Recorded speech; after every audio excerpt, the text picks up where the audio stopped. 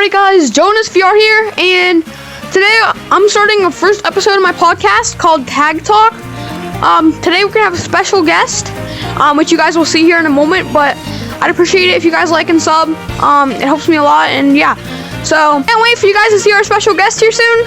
So yeah, let's get into the video. Alright guys, this is our special guest, Blake VR. Hi. He has over 21,000 subs. He likes turkey.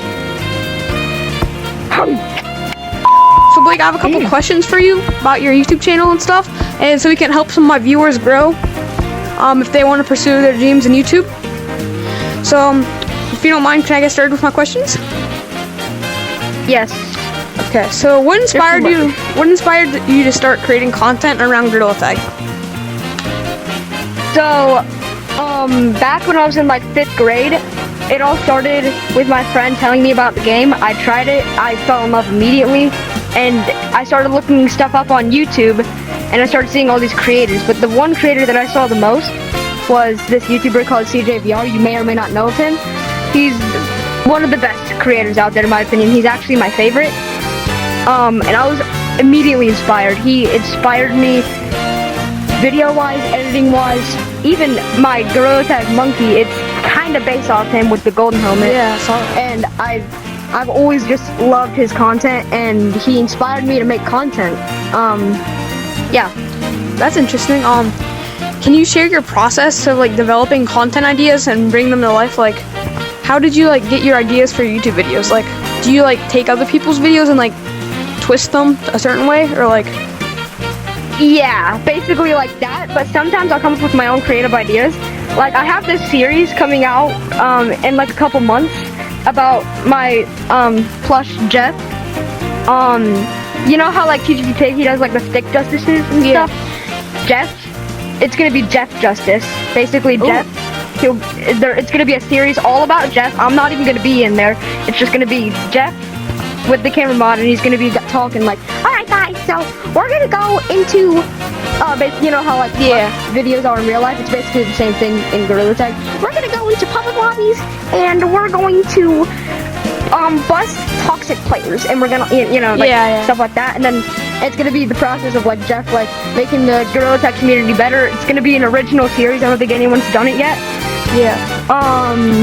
So yeah, I'm thinking to get that out soon, but most of my other videos, they're inspired off of other creators, since, you know, Gorilla Tag video ideas, like, original ideas are hard to do in Gorilla Tag nowadays, so I do other people's stuff, but I twist it into my own thing, so, yeah. How do you interact with your audience so, like, they don't get bored? Like, do you play, like, a fine spot, like, say your PFP in the video somewhere and comment down below? Like, how do you interact with your audience? So sometimes during update videos, I'll basically be like you guys comment down below and tell me like if you guys think this update is awesome. I'd love to hear your guys' opinions. I do that. I give my audience some shout outs too, like the series that I'm doing right now, adopting my subscribers. I shout them out, so that's kind of interacting with them too. Then sometimes I'll meet my fans in a fan code, and I'll say hi to them. We hang out. Sometimes we'll play mini games and stuff like that. They'll ask me a couple questions about my YouTube channel, all that fun stuff. And it's really nice to meet all of my subscribers. They all make me feel super special. Where do you see your channel heading in the next year? Because I heard you talking about that Gorilla Tag content's turning to like get off YouTube a little bit and starting to progress into other games. So like, where do you see your channel heading soon? I see 2 different ways my channel is going to be heading. One direction, the good direction. In like a year, maybe I might have like 50,000 subscribers, maybe 100K, something around there, you know. And my videos, you know, they'll get really good, and they'll actually get bigger YouTubers' attention.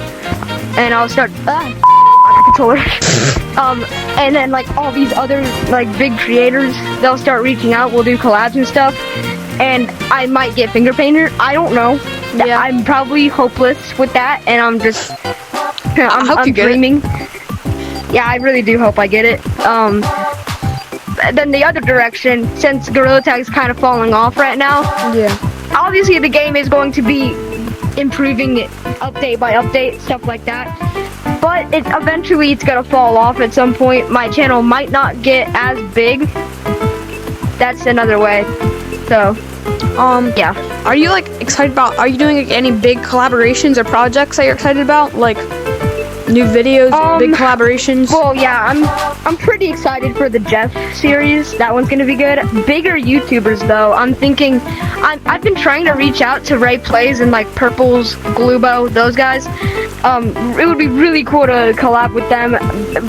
Ray is actually one of my biggest idols. I've been a fan of her since she was at like 10K, and I've just been a huge fan. So, yeah, Ray Plays, if you're seeing this, reach out to me whenever you can.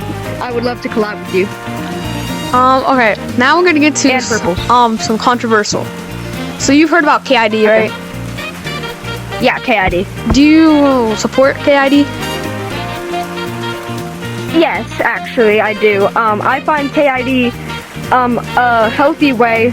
Well, see, okay, this is kind of controversial. It's a hot take, but I find KID as a really good way of separating the toxic, or like not separating younger kids from the older audience, making little kids be muted and not have people screaming in public lobbies and stuff like that. And I honestly, it's been really good. It hasn't had any impact on me. I know some people out there might think Blake VR, oh, he's some kind of like 8-year-old, 10-year-old kid just doing fun content, blah blah blah. He'll do anything for subscribers, blah blah blah. I'm of age, I would like to say, to play Gorilla Tag. I'm a teenager, so if you would consider that of age, then you know. And so KID hasn't really been affecting me that much. It hasn't. The only thing it made me do was give KID my age. That's all it required. Yeah. And then I got 500 free shiny rocks. But I do agree with you with some of that. KID in general, it's not bad. I like it. I agree with you on some of that, but I feel like KID has gone a little too far, especially with like the wasn't there like someone had to put in their credit card numbers for it or something, their parents' credit card numbers or their ID numbers or something like that? It didn't make me do that though. It didn't make me do that. For some people, it has been. I think for some people, they've had saying that they had to put in like social security numbers or something, which I don't think you should have to do that. That's too far. That's the part of KID I haven't experienced, but based off of just hearing it, I can say that's definitely like not okay. That's way too far. It's going way too far. And think about all the kids too have also spent so much money on this game. I think if they can't play it anymore, they should at least get a refund. Yeah, because they probably spent hundreds of dollars on this game, and boom, they're not allowed to play it anymore. Or it should go to like meta credit, so they can spend it on other games that they can play. Yeah. Are there any like tips you'd offer to new players looking to improve, like in their like Gorilla Tag like skills? Like skill-wise or YouTube-wise? Skill-wise, like skill-wise. Okay, so I'm really bad at like explaining it in words, but I can try my best. When you're starting as a new player, my first thing to like practice was definitely ground. I'd say start off with the basic, funny run, do a little, basically you just do this, you do this really fast on the ground, you go pretty fast. As long as your tracking's not bad, it'll work. Then I start getting into doing like big circles over my head, then flicking behind my back. That's also a really good way to run. Yeah. Branching, I think of it as like a Roblox obby. Each branch is a different platform in the obby, and you just have to make it to the next platform and keep going. And you go faster and faster the more comfortable you get with branching. Yeah. Then sometimes you can hit with like an under branch. You can go under the branch and swing around, stuff like that. Getting a call. And then walls. I think the first thing I would focus on is wall climbing, just so you can get higher on the wall. Then like hit like kind of like this, but also keep your hand parallel to the wall whenever you're doing wall running, which is like running on the wall. And do this, but also some people forget to like switch directions to become parallel with the wall. Yeah. So like, let's say the wall is doing this, right? It's straight like this, but then whoop, it curves like that. You don't want to do this and then whenever it curves, you don't want to keep doing this. Yeah. That's gonna make you fall off the wall. You're gonna change your hand direction and do that. You gotta stay parallel to the wall. That's basically ditches. Yeah. I also have one last question for you. What challenges have you faced maintaining and growing your channel? Like, what challenges have you had? Haters. That's a big definitely one. had. Yeah, pretty bad. A lot of people say that I clickbait, which I don't really know what I would be clickbaiting. Yeah. So I'm pretty sure. People did think that I clickbaited the one when I was talking about Monkey Plaza, and I would reveal the code to that map. I took a little bit longer than it was expected, but instead of being a normal person and waiting it out, being patient, they started flaming me, and they were, kind of mean to me. They were calling me the master clickbaiter. One person called me that, which one I found funny, but two I also kind of felt sad on the inside. Yeah. Two, wait, I can't really think of anything, but oh wait, second thing, just the stress of never getting finger painter, because if you didn't know, that's like my biggest dream with YouTube. If I don't get finger painter, I'm not going to be happy. That's just, that's kind of how I feel. If my finger, oh my god, I can't speak. Finger painter is a big goal of mine. If I don't get it, I'm going to be so sad.